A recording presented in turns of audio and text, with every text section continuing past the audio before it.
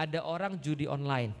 Kalau judi online, maka yang pertama kali harus kita sampaikan adalah, Mas, ini ya, ini penting dalam rumah tangga. Mas harus tahu bahwa saya nikahin Mas itu bukan untuk main-main. Jelas ya? Kasih tahu sama dia, ini bukan main-main. Bapak saya besarin saya, sampai dengan dinikahkan sama Mas, ini bukan untuk main-main. Maka kita harus tanya dulu, tujuan hidup dia apa? Tujuan pernikahan dia apa?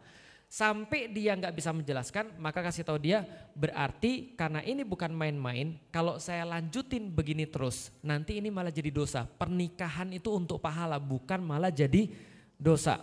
Maka sampaikan pada dia, karena ini bukan main-main, kamu harus berubah. Nggak usah bicara Islam dulu deh, saya udah nggak bisa.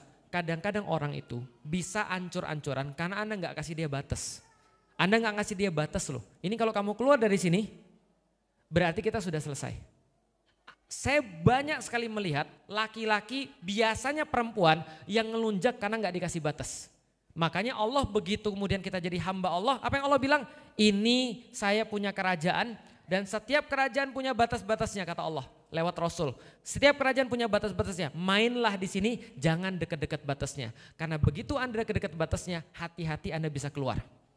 Bisa dipahami? Ada banyak sekali laki-laki yang terlalu sayang pada istrinya sampai nggak pernah ngasih batas istrinya. Nggak pernah ngasih batas. Dek, ini loh batas kamu. Kalau kamu sudah dekat-dekat sini nih, ini bahaya. Jangan dekat-dekat di situ. Kasih batas. Kalau andaikan kamu nggak bisa berubah, saya tunggu 3 bulan. Kalau kamu nggak bisa berubah, untuk apa kita nikah sebenarnya? Itu pertanyaan kita nih. Untuk apa kita nikah? Lah bayangin ya, ini baru 500 juta. Pertanyaannya, Bapak ibu-ibu tahu judi itu nggak sendiri. Ingat baik-baik, judi itu nggak sendiri. Judi itu temannya 3. Seks, drugs, crime. Paham ya? Jadi judi itu termasuk bagian crime, temannya adalah seks, temannya drugs. Orang tuh nggak mungkin hanya judi saja. Judi itu pintu masuk untuk yang lainnya. Makanya maksiat itu nggak sendirian, dia punya teman-teman yang lain. Hari ini dia judi online. Kalah. Kalau besok menang, dia akan masuk ke narkoba. Kalau sudah narkoba, biasanya sama cewek. Itu kita lagi kayak turun masuk ke bawah lagi. Terus menerus. Kadang-kadang kita berharap, tapi kan dia bisa berubah Ustaz. Bisa, tapi bisa juga tambah buruk. Makanya kasih tangguh, kasih waktu, kasih batas. Kalau kamu nggak bisa berubah sampai di sini, maka mohon maaf, aku kayaknya mendingan tidak ada kamu daripada ada kamu susah.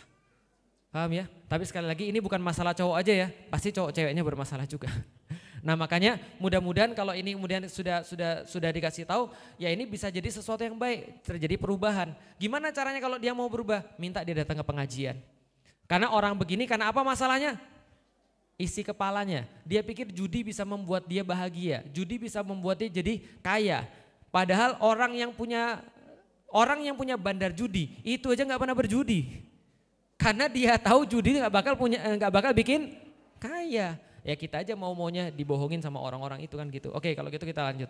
Jadi artinya ajak dia datang kajian, kasih waktu berapa bulan, 3 bulan cukup. Kalau orang mau benar-benar berubah 3 bulan cukup. Karena penelitiannya orang tuh kalau berubah 21 hari cukup kalau dia niat mau berubah.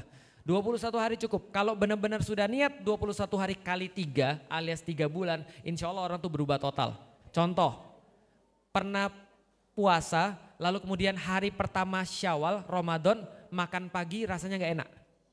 Kayaknya ada yang salah nih, batal nih gue nih. Nah itu artinya sudah terjadi perubahan, karena sudah training selama 21 hari lebih, bahkan 29 hari. Gitu ya.